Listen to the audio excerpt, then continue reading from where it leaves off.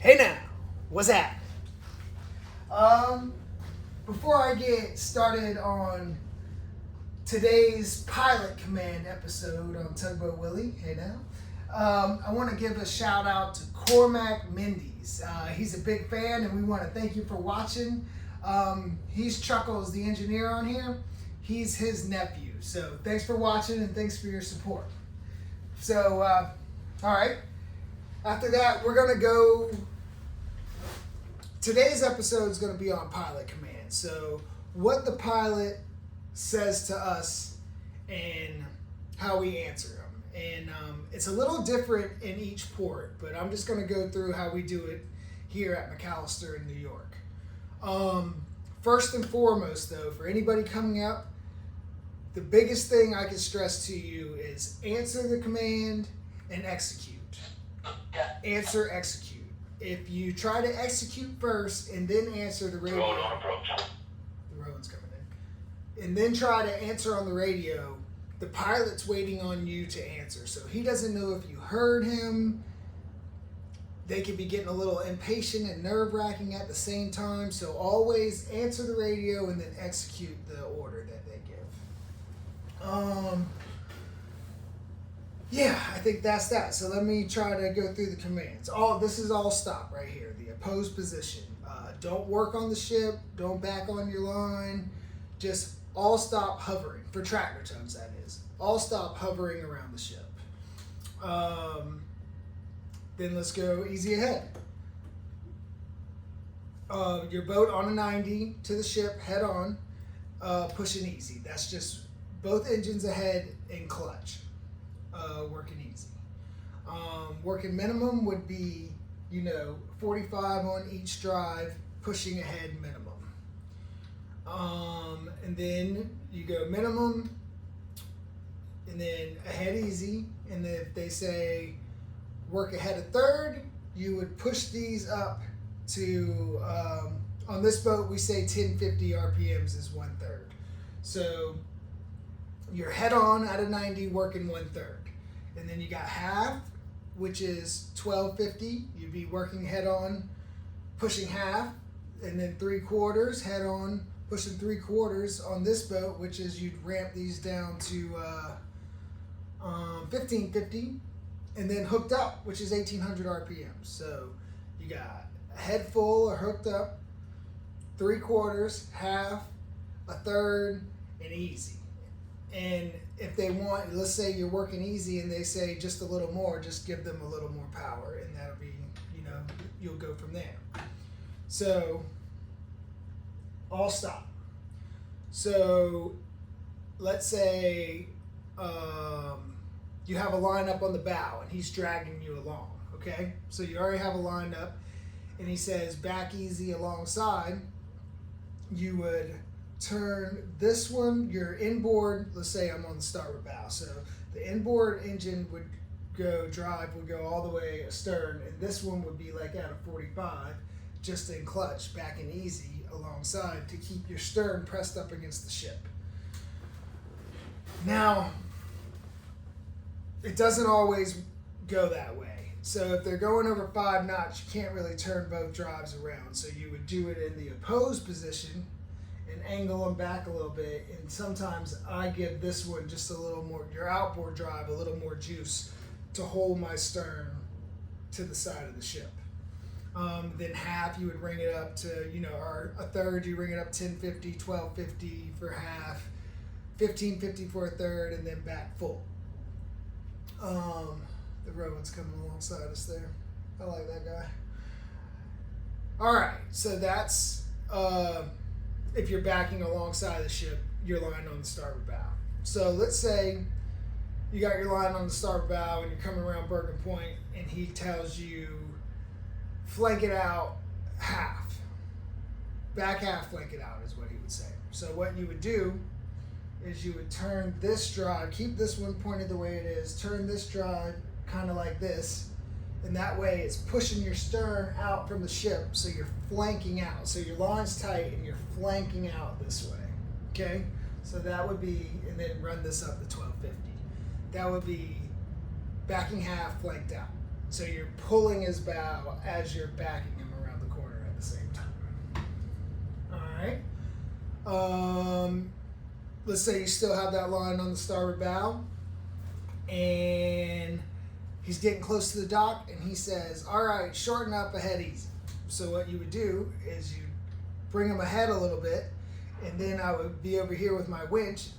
As the boat starts sliding up the bow, I would take in the line, and when I got to where I wanted to push, I would turn both drives like this, stop the line from coming in or wherever I like, and the boat will flip around and you'll be working easy. Get myself on a 90. And then a third, half, 3/4 full, whatever he tells you to do. You would be coming around, and then you would straighten up once you got to where you wanted to be.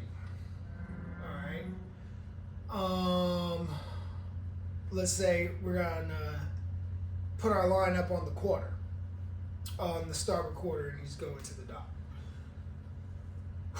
Let's see. All right, so you're laying flat alongside the ship, and I usually lay underneath the house if I know I'm going to be putting my line on the quarter. So pilot's coming to the dock, and he says, okay, on the brine, drop back, put your line up, work easy. So I'd have my drives like this, sticking with the ship or whatever it would be. To drop back, I would go to the opposed position, and I would angle this one a little forward and this one a little back. So it pinches my bow in as I'm dropping back on the ship. So then when I get to underneath the chalk, I would turn this one forward and then keep this one like this, pushing my wheel wash off the ship to get the bow to come around when I stop underneath the chalk. And then I would turn both of them like this. Carlos would be out there getting the line up, and I'd be stopped underneath the chalk, working easy, trying to get head on while I'm pushing them to the dock. And then,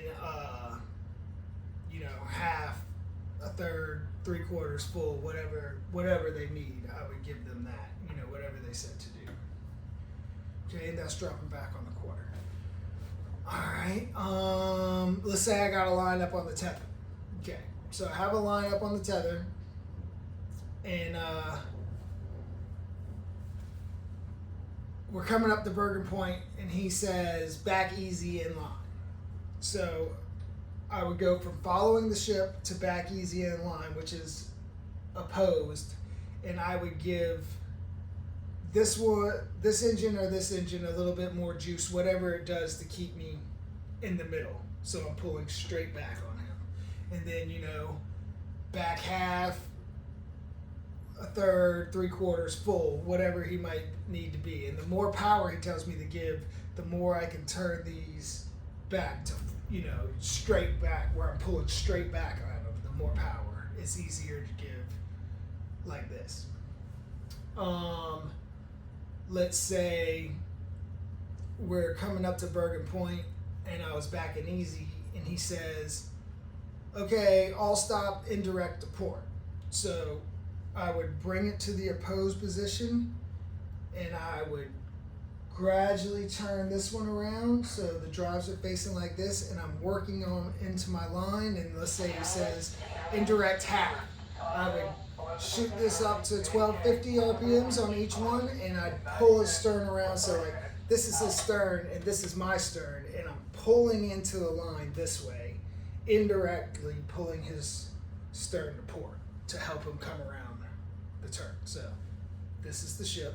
He's going like this, and this is the bow of my boat, and I'm going like this. So I'm working into this line, pulling that way. Now let's say I'm backing easy, and he's coming up to Bergen Point, and he says, all right, well, take the stern to port half. That would mean direct, because he didn't say indirect. So I'm backing easy on the line. I would turn this one around this way, so it's shooting all the water that way. It's going to lift my stern this way, and run these up to half, so I'm pulling directly. So this is the ship, this is my bow, and the line's right here. So I'm swinging my stern to port, working directly into the line to pull his stern around. And they usually do that when they want to slow the ship down at the same time that they're making the turn. And then, you know, if he wants full, a quarter, easy, half, whatever the case may be, I would run those RPMs up. But I would have the drives like this, so I'm pushing my stern that way and pulling on the line at the same time. All right, man. Let's see. All stop, take it in. So I would go all stop is this way, and then you're not usually right underneath the chock when you're pushing. So I would walk the boat to port or starboard, wherever the chock may be easiest for us to get the line on deck. Sometimes they'll say run up and stick a line on the starboard bow, port bow, drop back, put it up. And then when they say put a line up on the string or on the leash or on the tether, that's all putting the line up on the stern of the ship. Now also you could put a line up on the tip of the bow, and usually that's before a job starts. Usually we do that sailing pretty much all the time that we do it. And you would look at the tip of the bow and see if you could get underneath there to get a line up through the stem. And then it's the same principle, you know, back easy, you know, on and off the dock we use there. So instead of pushing, you'll be more or less pulling the ship onto the dock or off the dock with the line. And then once you get going, you usually always push anyways. But there's some cases on some car ships where you can't work the tip of the bow because the anchor's too far into there. And then that way you'll be working the line on and off the dock. And I think that pretty much covers it for all the commands we have here. If I missed something, I'm sure somebody will let me know in the comments. Thank you, and I will address that. And thanks for watching. And Cormac, thank you for watching, bud. We appreciate you. Hey now.